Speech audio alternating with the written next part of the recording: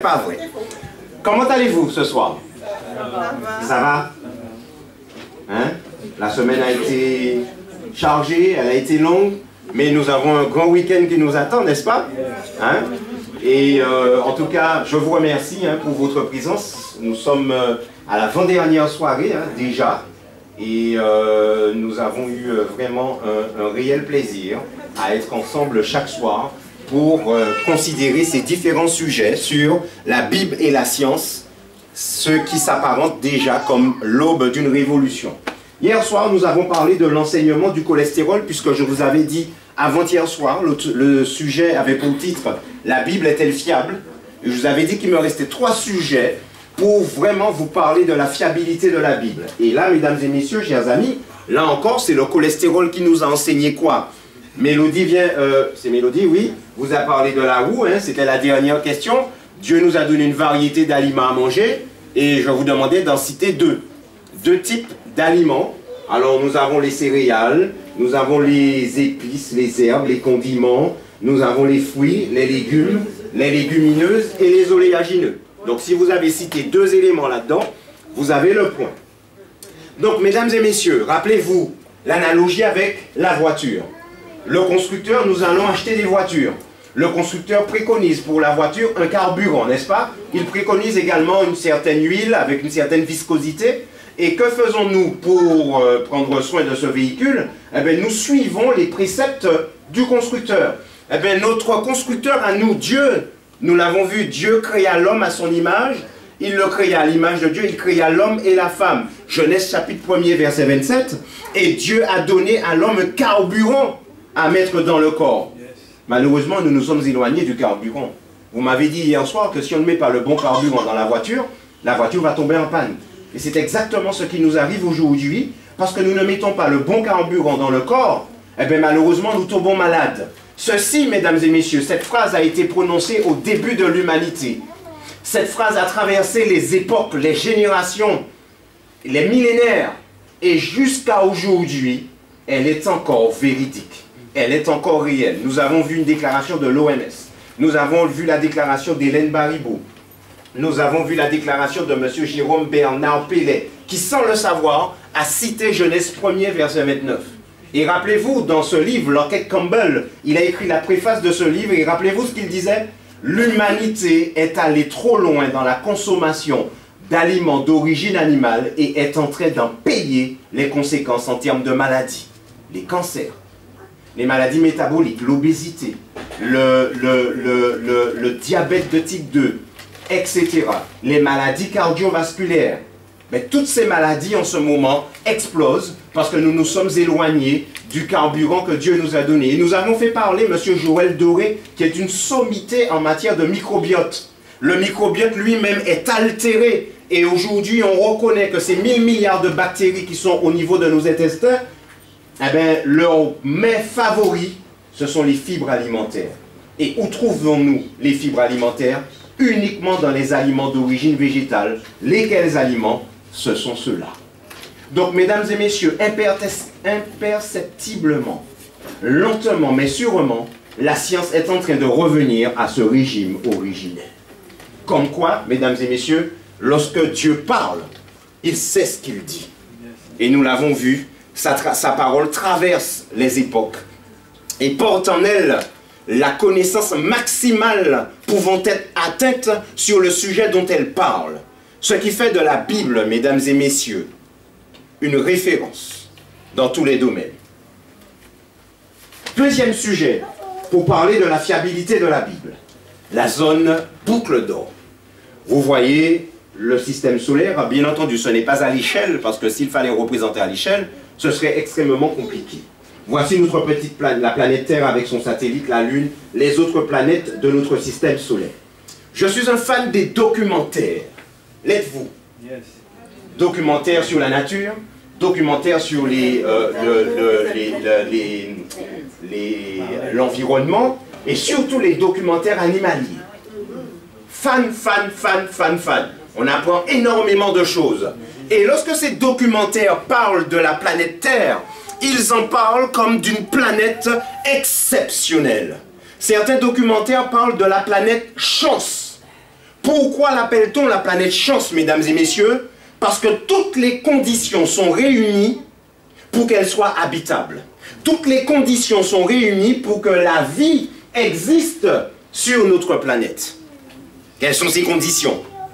Eh bien, mesdames et messieurs, la Terre est située à 150 millions de kilomètres du Soleil.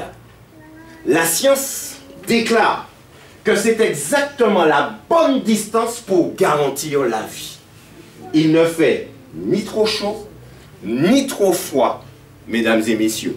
Et ceci est une condition nécessaire pour qu'existe l'eau liquide. Parce que si la Terre était trop proche du Soleil, l'eau se serait évaporée.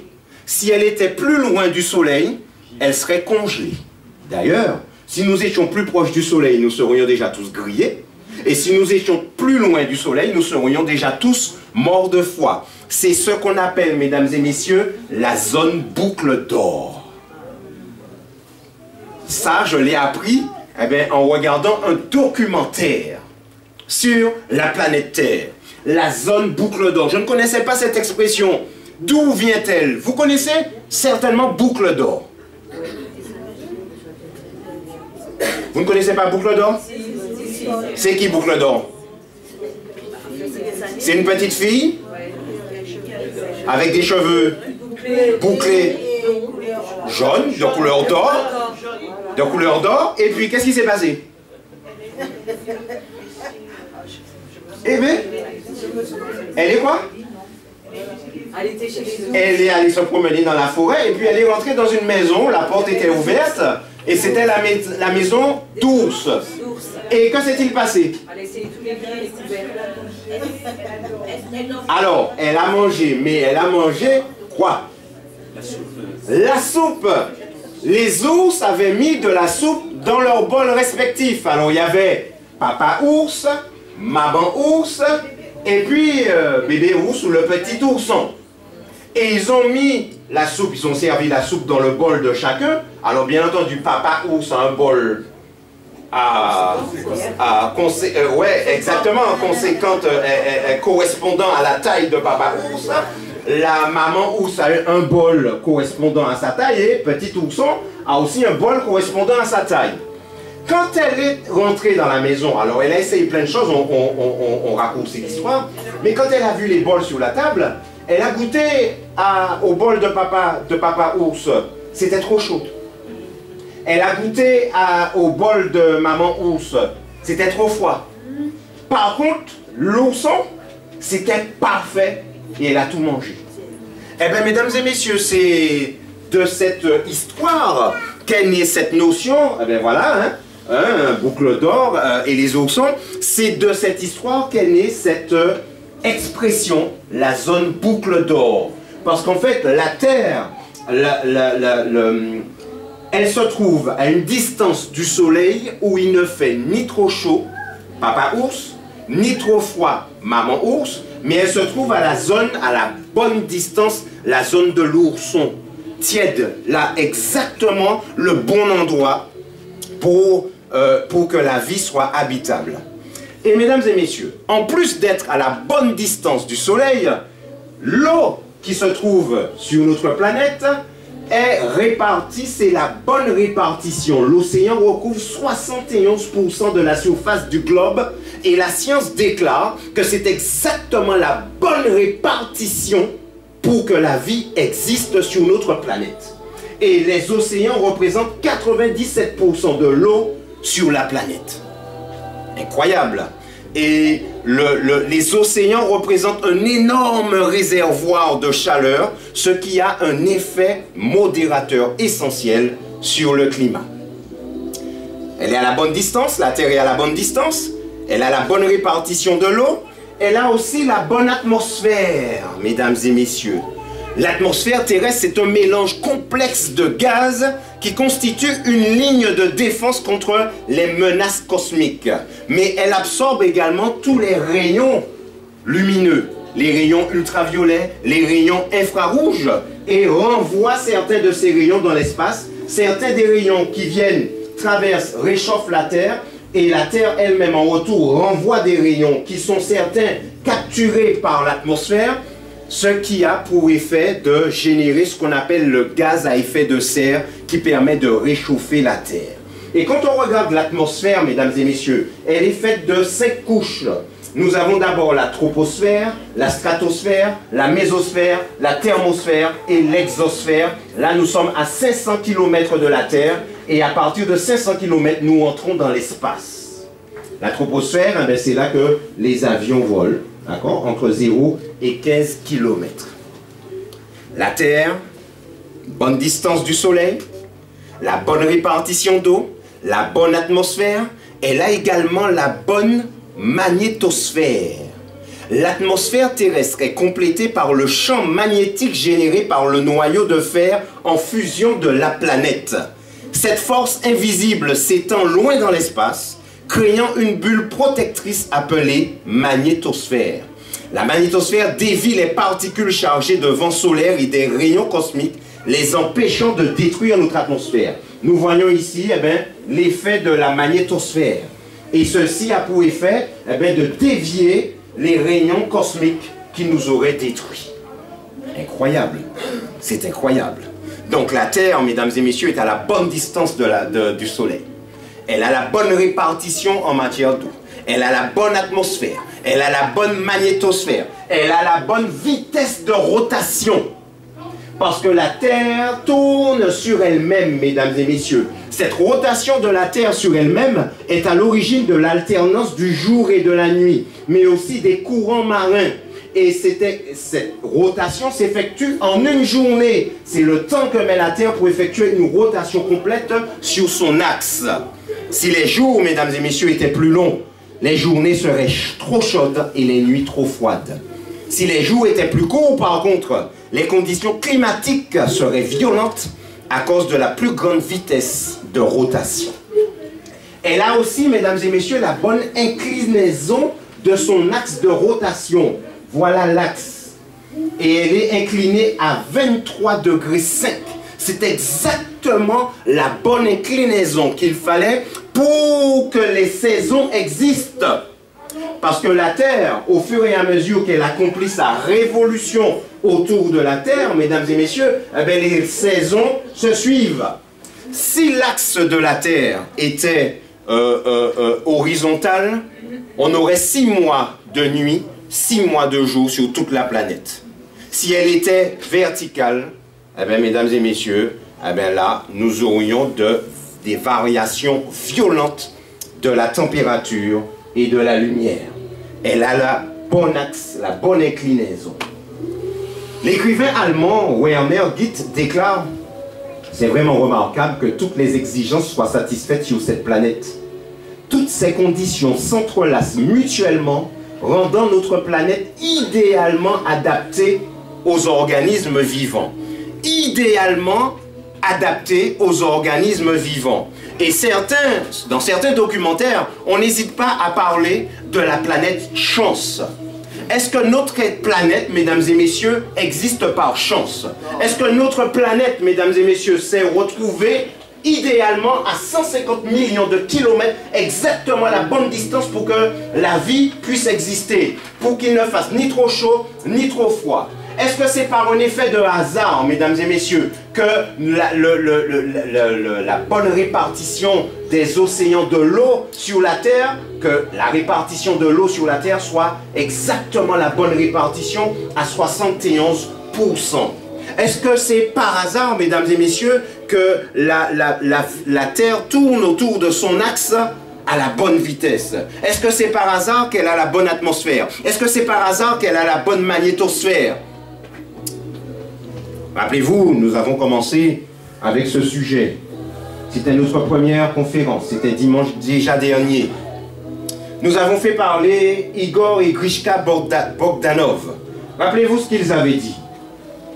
À cette interview, vous avez en fait trouvé Dieu. Igor va répondre, oui, Dieu existe de manière très évidente. L'image d'un ordre extrêmement précis est associée à la première lumière qui précède le Big Bang. L'univers n'est pas né du hasard, mais il a été régi par cet ordre. Les lois qui ont bien dû être édictées par quelque chose remontent à plus de 13 milliards d'années. elles correspondent à un scénario qui forme le code cosmologique, c'est-à-dire le code génétique de l'univers. Celui-ci, donc l'univers, obéit à des combinaisons de nombres qui ne sont pas là fortuitement. Ils sont le produit de réglages si fins, d'une conception et d'une précision si inimaginables qu'ils ne peuvent pas être le fruit du hasard. Nous avons fait parler également les deux auteurs de ce livre, Dieu, la science, les preuves, l'aube d'une révolution. Rappelez-vous, monsieur Michel-Yves Bolloré, à la question « Quelles sont les preuves irréfutables de l'existence de Dieu ?» Voici sa déclaration. En plus du fait qu'on a découvert que l'univers a un début et une fin, on a découvert également que l'univers dépendait de réglages nombreux. Ce sont les mêmes propos que les frères Bogdanov. Réglages nombreux, ce qu'on appelle des constantes, des paramètres, des réglages fins qui sont des nombres ayant près de 20 chiffres. Et si on change ne serait-ce qu'un de ces chiffres, l'univers s'écroule. Notre univers est infiniment improbable. Si on change la vitesse de la lumière de tant soit peu, le monde n'existerait plus. On ne peut pas mettre ça avec le hasard.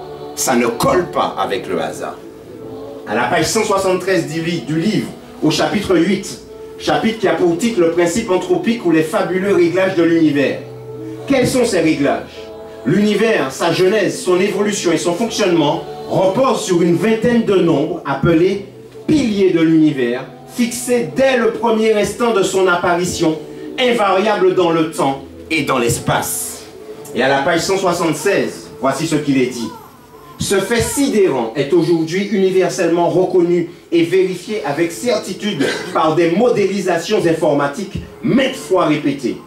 Le réglage fin des données initiales, lois, constantes et structures de l'univers est un fait incontournable que personne ne conteste aujourd'hui, comme le reconnaissent les plus grands savants, souvent agnostiques, c'est-à-dire sceptiques en matière de religion, mais dont l'opinion revêt de ce fait une très grande valeur. Parmi ces savants, mesdames et messieurs, Lis Moline, physicien matérialiste, voici ce qu'il déclare. Comment se fait-il que les paramètres qui gouvernent les particules élémentaires et leurs interactions soient agencés avec un équilibre tel qu'apparaisse un cosmos aussi complexe et diversifié? Si l'univers est créé par un choix aléatoire, donc un choix de paramètres qui arrivent par hasard, la probabilité qu'il contienne des étoiles est d'une chance sur 10 exposant 229. 10 exposant 229, c'est 10 avec 229 zéros derrière. Donc 1 divisé par 10 avec 229 zéros derrière, ça vous donne 0, avec 229 zéros derrière. Et 1. Donc ça veut dire, c'est improbable. Ce n'est pas par hasard. Autre savant, Paul Davis, physicien et professeur à l'université d'État de l'Arizona. J'appartiens au nombre de ces chercheurs qui ne souscrivent pas à une religion conventionnelle, mais refusent de croire que l'univers est un accident fortuit. L'univers physique est agencé avec une ingéniosité telle que je ne puis accepter cette création comme un fait brut. Il doit y avoir, à mon sens, un niveau d'explication plus profond. Qu'on veuille le nommer Dieu est affaire de goût et de définition. John Lennox, professeur de mathématiques à Oxford. Alors ça c'est fort. Au début de l'univers, pour que puisse exister la chimie qui permet la vie, écoutez ça bien mesdames et messieurs, au début de l'univers, pour que puisse exister la chimie qui permet la vie, le rapport entre la force électromagnétique et la force de gravitation dut être ajusté à 1 divisé par 10 exposant 40 près. 1 divisé par 10 avec 40 zéros. Pour donner une idée de la précision que représente 1 sur 10 exposant 40, imaginez que nous recouvrions toute la Russie de petites pièces de monnaie. Nous connaissons tous la taille de la Russie. C'est immense. On met des pièces de monnaie sur toute la Russie. Mais ce n'est pas tout. Puis nous construisions des piles de pièces sur tout ce territoire jusqu'à une hauteur égale à la distance de la Lune, c'est-à-dire 384 400 km. Puis maintenant, prenons 1 milliard de systèmes comme celui-ci, donc la Russie qu'on recouvre de pièces.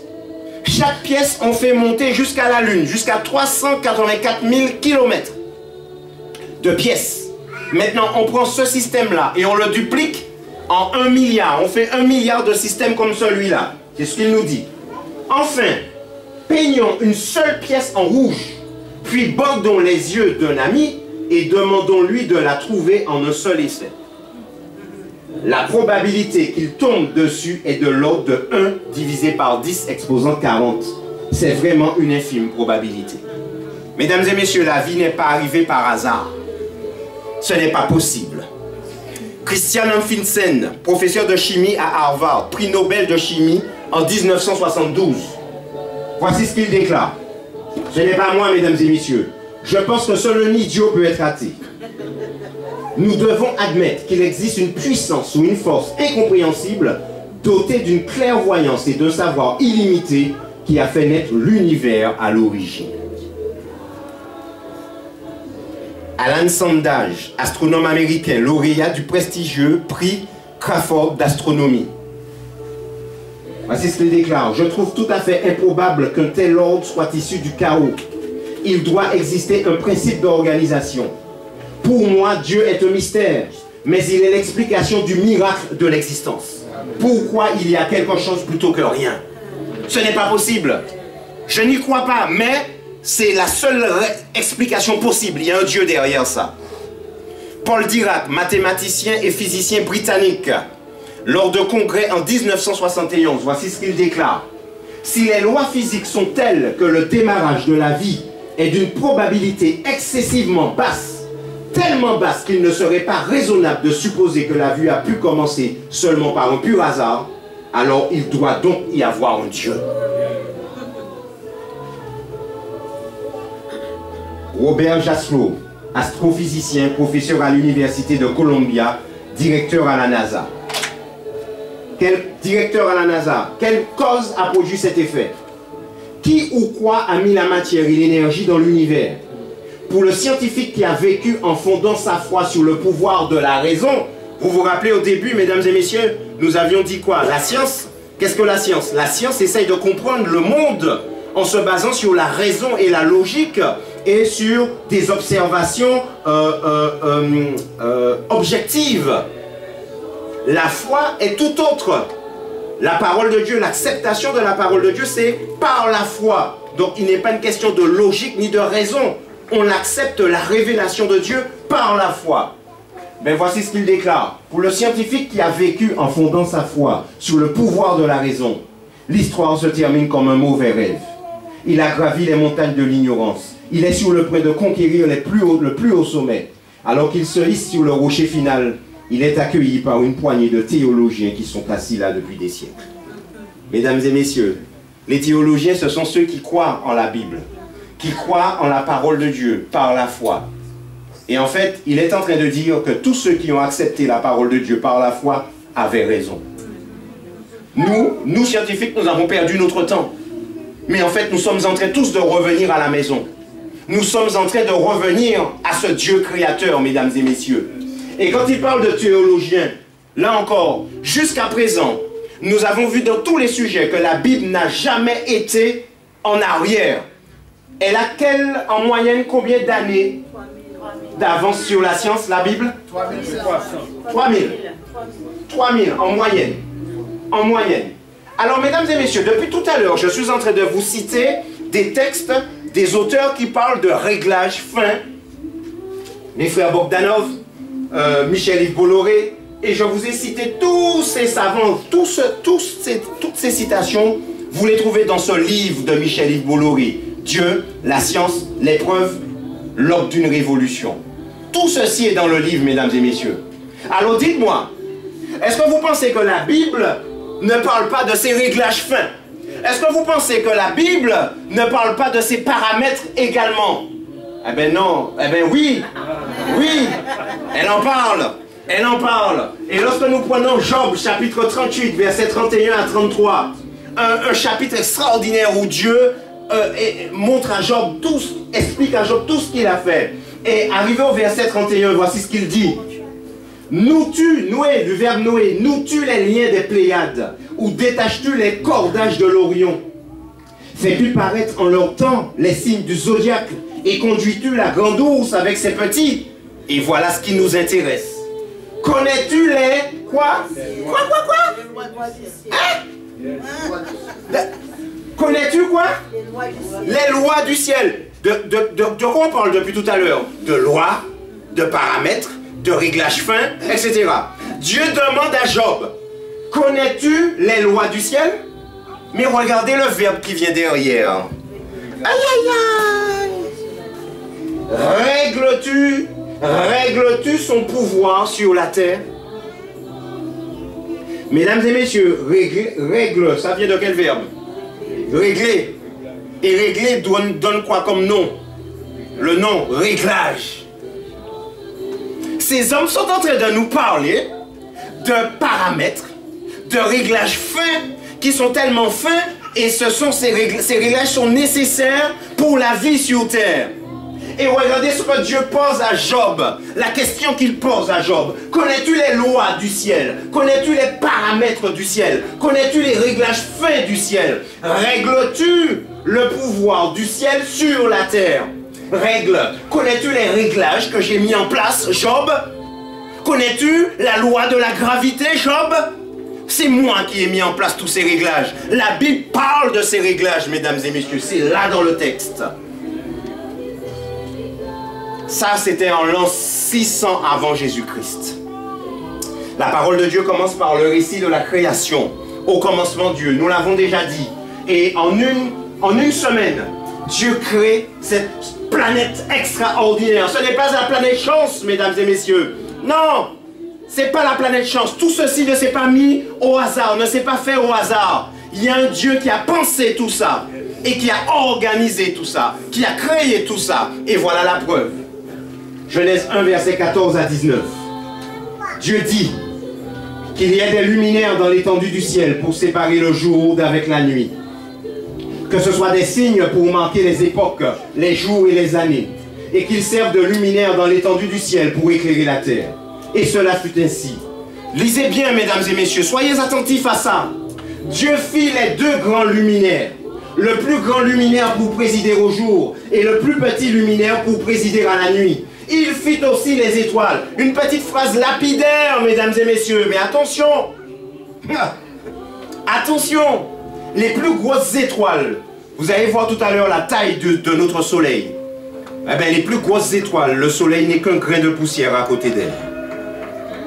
Il fit aussi les étoiles. Qu'est-ce qu'il est dit derrière? Dieu les plaça. Mesdames et messieurs, la Terre est à 150 millions de kilomètres du Soleil. Et d'ailleurs, ce n'est même pas la Terre qui est à 150 millions de kilomètres du Soleil. C'est le Soleil qui est à 150 millions de kilomètres de la Terre. Parce que la Terre existait avant l'avènement du Soleil. Le Soleil arrive le 4e jour. D'accord? Donc Dieu fit les deux grands luminaires. Le plus grand pour présider au jour, le Soleil, et le plus petit luminaire pour présider à la nuit. Il fit aussi les étoiles. Dieu les, pronom personnel, mis pourquoi? Le grand luminaire, le petit luminaire et les étoiles. Dieu les a disposés à la bonne distance. La zone boucle d'or, c'est pas par hasard. Dieu l'a voulu ainsi. Le calcul était déjà là et quand Dieu parle, mesdames et messieurs, eh bien tout existe avec les bons paramètres, avec les bons réglages fins. Ce n'est pas le hasard. Ensuite, Dieu les plaça dans l'étendue du ciel pour éclairer la terre, pour présider au jour et à la nuit, et pour séparer la lumière d'avec les ténèbres. Dieu vit que cela était bon. Ah, il a dit, c'est bon. Aujourd'hui, on parle de planète chance, mais non. Dieu vit que ce qu'il avait fait était bon, ses calculs étaient exacts. Tout fonctionne à la perfection. Et la distance de la terre par rapport au soleil fait qu'il y a de l'eau liquide, mesdames et messieurs, sur la terre. Ainsi, il y eut un soir et il y eut un matin. Ce fut le 4e jour. Je voudrais vous parler du grand luminaire. C'est un mastodonte. Le diamètre du soleil, 1,4 million de kilomètres. Si avec ça on ne reste pas tranquille, je ne sais pas si vous... 1,4 million de kilomètres. Le diamètre du soleil. C'est imaginer la taille du monstre. C'est un véritable monstre. Ok. 109 fois le diamètre de la Terre. La Terre, c'est 12 000 km. Ok. La masse estimée du Soleil, 1,99 milliard de milliards, 2 milliards de tonnes. Il y a 3 milliards dedans. 1,99 milliard, 2 milliards, 2 milliards de tonnes. 333 000 fois la masse de la Terre. Ça, c'est le Soleil. Près de 1000 fois la masse de tous les corps célestes qui gravitent autour de lui dans le système solaire. Le Soleil à lui seul représente 99-86% de la masse du système solaire. Vous vous rendez compte? Voilà pourquoi on appelle notre système le système solaire. Et grâce à cette masse, et la force de gravité, c'est ce qui permet à toutes les planètes de rester en équilibre autour du Soleil. Ça, c'est pas le hasard, mesdames et messieurs. Enfin, le Soleil peut contenir environ 600 fois tous les corps célestes du système solaire. Le Soleil à lui seul.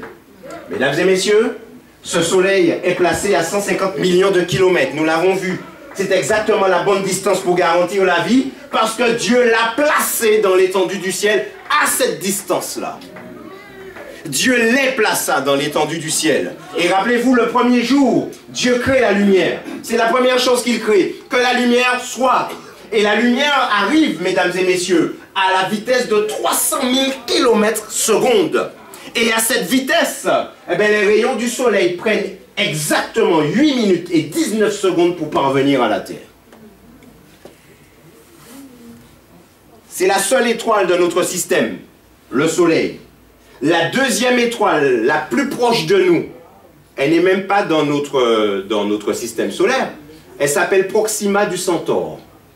Elle est à 4 années-lumière de la Terre.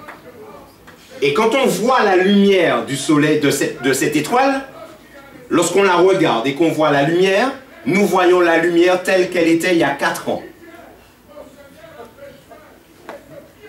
On voit la lumière de cette étoile telle qu'elle était il y a 4 ans.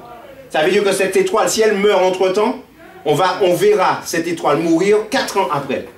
Parce que sa lumière va apparaître pendant encore 4 ans avant qu'elle ne s'éteigne. C'est extraordinaire, mes amis. La Lune. Alors, rappelez-vous, Dieu fit le plus grand luminaire pour présider au jour. Et il fit le plus petit luminaire pour présider à la nuit.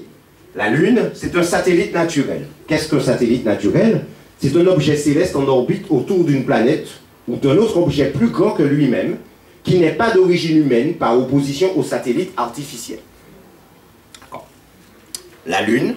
Est-ce que vous avez déjà entendu ce que la science, l'explication que la science donne pour l'existence de la Lune? Quelqu'un sait ici? C'est quoi? Exactement. La Lune aurait été heurtée, elle aurait même heurté la Terre. C'est une météorite qui a heurté la Terre. Et tous les débris se sont assemblés et ont formé la Lune. Excusez-moi, franchement. Je préfère Genèse, chapitre 1er, verset, franchement, non, mais attendez. Non, non. On sait les effets de la Lune sur la Terre. Les plantes, etc., même les hommes. En période de pleine lune, les forces de l'eau sont sur le taquet. Parce qu'il y a plus d'accidents. Il y a des gens qui sont très nerveux, qui dorment mal, etc., etc. En pleine lune. Et les urgences, tous les hôpitaux, en période de pleine lune, il y a un afflux de personnes aux urgences. Ça, c'est connu. Les accouchements aussi. Voilà, les accouchements aussi. Accouchements, etc. D'accord? Donc, c'est alors des débris qui se sont formés comme ça et puis ça agit comme ça sur la Terre. Non, mais oh! C'est incroyable, hein? La Lune, mesdames et messieurs, 3480 km. Donc, la Lune à côté de la Terre, c'est une petite balle de ping-pong. La Lune. On a un objet de 3480 km et un autre de 1,4 million de kilomètres. La Lune est 3,7 fois plus petite que la Terre. sa masse estimée, 73 520 milliards de tonnes. Et les températures aussi entre moins 248 et 123 degrés Celsius. D'accord? Maintenant, mesdames et messieurs, je vais vous poser une question. Quel est le diamètre de la Lune? Quel est le diamètre du Soleil? 1,4 million de kilomètres. Alors, je vais vous poser maintenant une question. Comment la Lune parvient-elle à éclipser la lumière du Soleil lors d'une éclipse? 1,4 million de kilomètres, c'est un monstre. La Lune, 3480 kilomètres seulement. C'est à côté du Soleil, c'est une balle de ping-pong. Pourtant, mesdames et messieurs, comment la Lune parvient-elle à cacher la lumière du Soleil lors d'une éclipse parfaite? La distance, c'est une bonne réponse, déjà. Et puis, oui, il y a l'alignement. Oui, il faut l'alignement. Mais il y a deux paramètres, la distance et la taille. Eh bien, mesdames et messieurs, écoutez bien ça ce soir. Et on va me dire que ça c'est le hasard. Écoutez bien le rapport, hein. La Lune est 400 fois plus petite que le Soleil, mais le Soleil est 400 fois plus éloigné de la Terre que la Lune.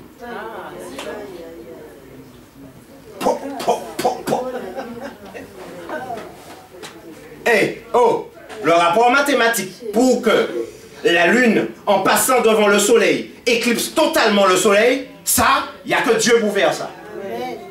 Non mais, il n'y a que Dieu pour faire ça, mesdames et messieurs. Dieu les plaça dans l'étendue du ciel. Il les a placés à la bonne distance et il les a réalisés, il les a fait à la bonne taille. Il a créé la Lune 400 fois plus petite que le Soleil, mais il met le Soleil 400 fois plus loin de la Terre que la Lune. Waouh! Tout ça pour donner une éclipse parfaite. Non, il n'y a que Dieu pour faire ça. À quoi servent les luminaires? Dieu l'a dit, séparer le jour d'avec la nuit. Alors, c'est pas à l'échelle, hein, parce que franchement, c'est un monstre à côté de la Terre. Le Soleil est clair. La Terre étant ronde, toute la Terre n'est pas éclairée en même temps. Donc, lorsque cette moitié reçoit la lumière du Soleil, l'autre moitié est dans la nuit. L'autre moitié dort. Donc, la rotation de la Terre est à l'origine de l'alternance du jour et de la nuit. Le Soleil, lui, ne bouge pas. Mais c'est la Terre qui tourne et en même temps elle se déplace autour du Soleil. Donc séparer le jour d'avec la nuit, le Soleil apparaît le jour et la Lune la nuit lorsqu'il y a période de pleine Lune notamment, etc. Et puis la Lune montante, descendante, etc. Deuxième élément, pour éclairer la Terre, regardez le monstre. 5500 degrés en surface, 15 millions de degrés au centre. Le Soleil, ce sont des réactions de fusion nucléaire. D'accord? Et à chaque seconde, le Soleil produit 4,3 millions de tonnes d'énergie. 4,3 millions de tonnes d'énergie en une seconde. La planète entière ne produit pas cette énergie en une année. La planète entière ne produit même pas cette énergie en une année. Ça, le Soleil le fait en une seconde. Ensuite, mesdames et messieurs, cette énergie produit les rayons lumineux qui parviennent à la Terre sous forme de lumière visible, de rayonnement ultraviolet et de rayonnement infrarouge. Et comme il est question d'éclairer la Terre, le Soleil éclaire la Terre, et lorsque la Lune est en phase de pleine Lune, que fait-elle? Elle reçoit les rayons du Soleil, d'accord? Elle brille de toutes les façons de cette manière parce qu'elle reçoit la lumière du Soleil. C'est un satellite, ce n'est pas une étoile. Elle ne produit pas de lumière. Donc, elle est éclairée par le Soleil et elle renvoie cette lumière sur la Terre. Incroyable. C'est quelle organisation, hein? C'est extraordinaire, chers amis. Alors, Dieu avait dit que les luminaires étaient là pour séparer le jour d'avec la nuit, éclairer la terre et enfin marquer les époques, les jours et les années. Et ça, mesdames et messieurs, là, on tombe dans l'irrationnel. L'irrationnel. Le jour, c'est le temps que met la Terre pour effectuer une rotation complète sur son axe. Voici la Terre, elle tourne sur elle-même en 24 heures. Ok? Ensuite, nous avons le mois. C'est le temps que met la Lune pour effectuer un tour complet de la Terre. La Terre est ici. La Lune, le satellite de la Terre, la Lune accomplit une révolution autour de la Terre en un mois. Bon, déjà, rien que ça, il y a de quoi se calmer. On se dit, mais c'est pas possible, ça peut pas être du hasard, ça. Ça peut pas être le hasard, ça. Mesdames et messieurs, on n'en est qu'à là. Et ce n'est pas fini. L'année, c'est le temps que met la Terre pour effectuer un tour complet du Soleil. En une année? Non. Les gars, faut arrêter. Vous ne croyez pas qu'un esprit supérieur a fait ça? Et le pire dans l'affaire, c'est que la Terre, quand elle tourne autour, quand elle accomplit sa révolution autour du Soleil, elle entraîne la Lune dans son sillage.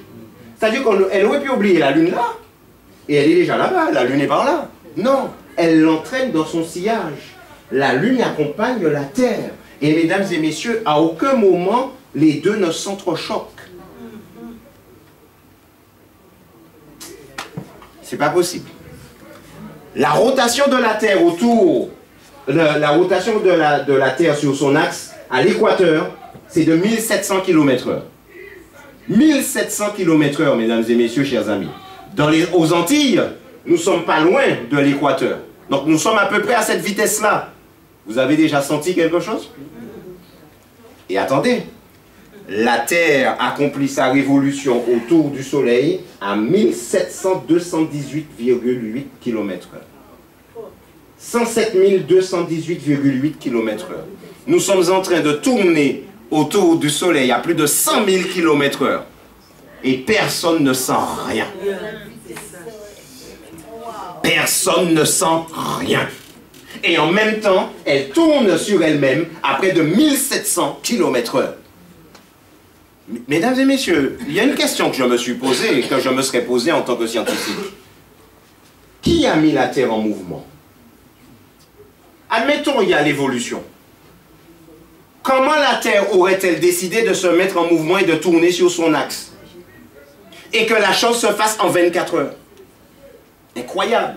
La Lune, qui lui a dit de tourner autour de la Terre en un mois? Qui a dit à la Terre de tourner autour du Soleil en une année? Comment les planètes se sont mises à bouger d'elles-mêmes? J'ai plein de roches chez moi, j'ai vu aucune roche bouger d'elle-même. Que ce soit précis comme ça.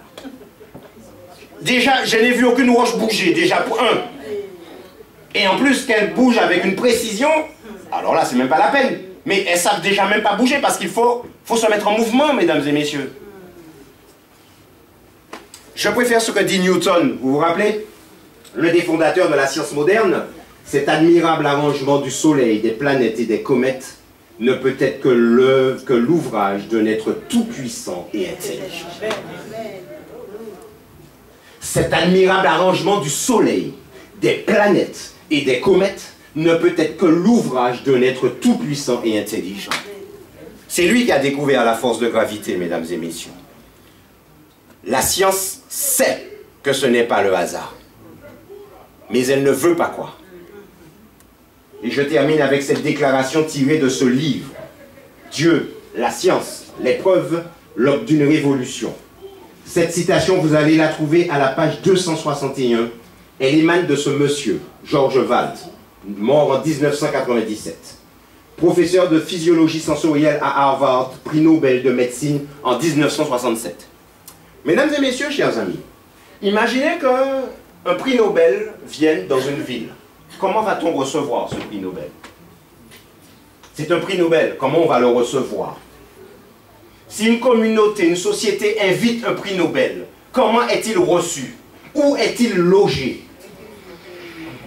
Quand on prend le billet d'avion pour lui, est-ce qu'il est en classe soleil s'il voyage sur Air Caraïbes comme moi? Première classe. il est en première classe. C'est un prix Nobel. C'est pas du n'importe qui. Ok. Ensuite, lorsqu'il va loger à l'hôtel, il sera au Novotel? Comment? 5 étoiles. Du 6 étoiles. BNB? Mais c'est trop faible. 6 étoiles. Trop faible.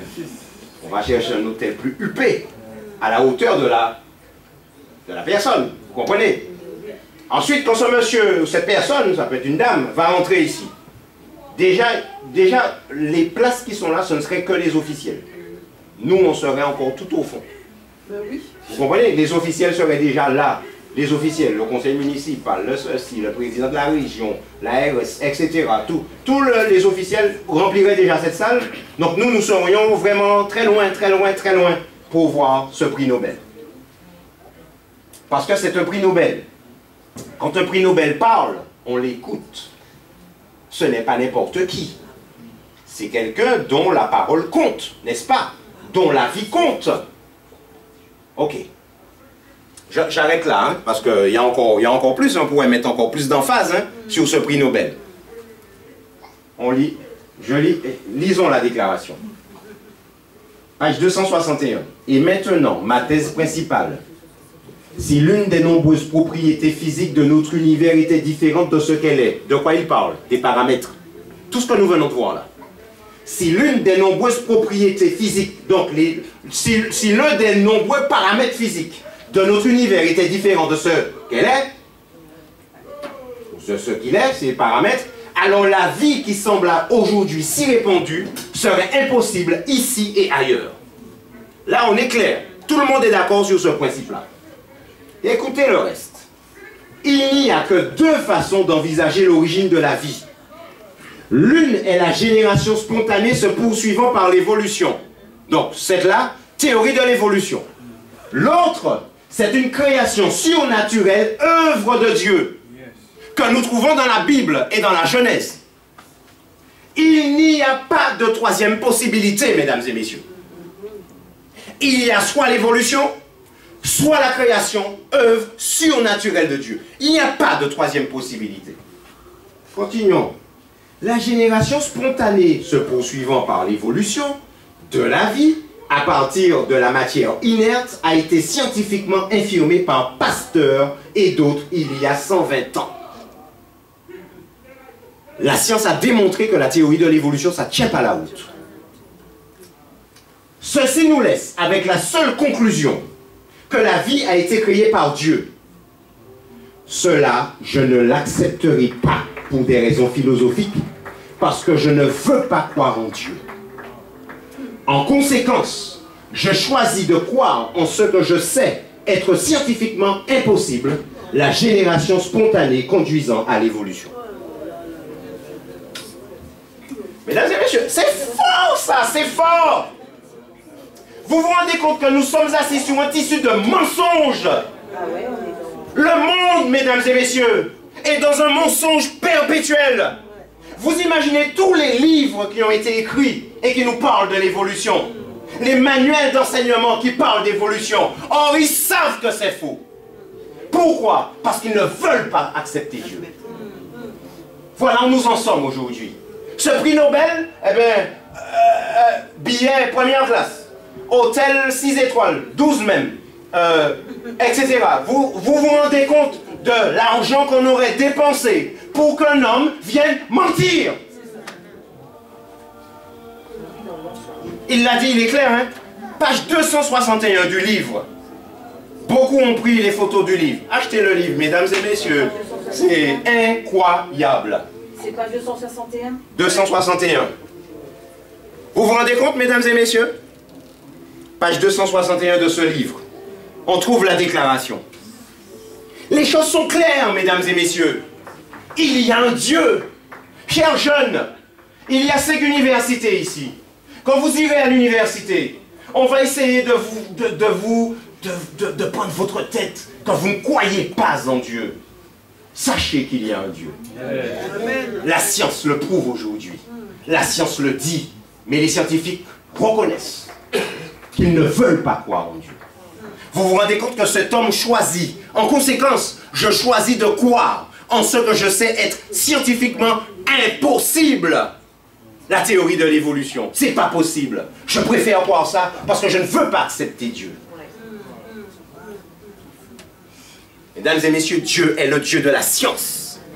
Les hommes ont opposé la Bible et la science. Mais il n'y a pas à les opposer. Nous, chaque soir, je vous démontre que Dieu est le Dieu de la science. Et qu'il n'y a pas plus scientifique que la Bible elle-même, puisqu'elle était en avance. Je termine avec cette déclaration. Et le sujet de demain soir, on explose. C'est l'explosion. L'explosion totale. La parole de Dieu traverse le temps en s'adaptant à chaque époque. Elle porte déjà en elle la connaissance maximale pouvant être atteinte sur le sujet dont elle parle, ce qui lui confère une portée et une application inégalée et inégalable sur le plan de la connaissance humaine. Mesdames et messieurs, les frères Bogdanov l'ont dit, Dieu est le Créateur. C'est une question aux confins de la foi et de la science. Dieu est le Créateur. Et demain soir, c'est l'explosion finale, bon comme du pain, quand les neurosciences s'invitent dans la Bible. Les neurosciences, c'est la discipline en ce moment qui est très en vogue. Ça date de très peu, les neurosciences. Eh bien, mesdames et messieurs, je vais vous les montrer toute la semaine. La Bible est une avant-gardiste. Il n'y a pas plus meilleur neuroscientifique que notre Dieu lui-même. Et lorsqu'il parle, il parle en tant que tel, mesdames et messieurs. Il n'y a pas assez lui, le neuroscientifique par excellence. Et ça, nous allons le voir demain soir. Merci de votre attention et que Dieu vous bénisse.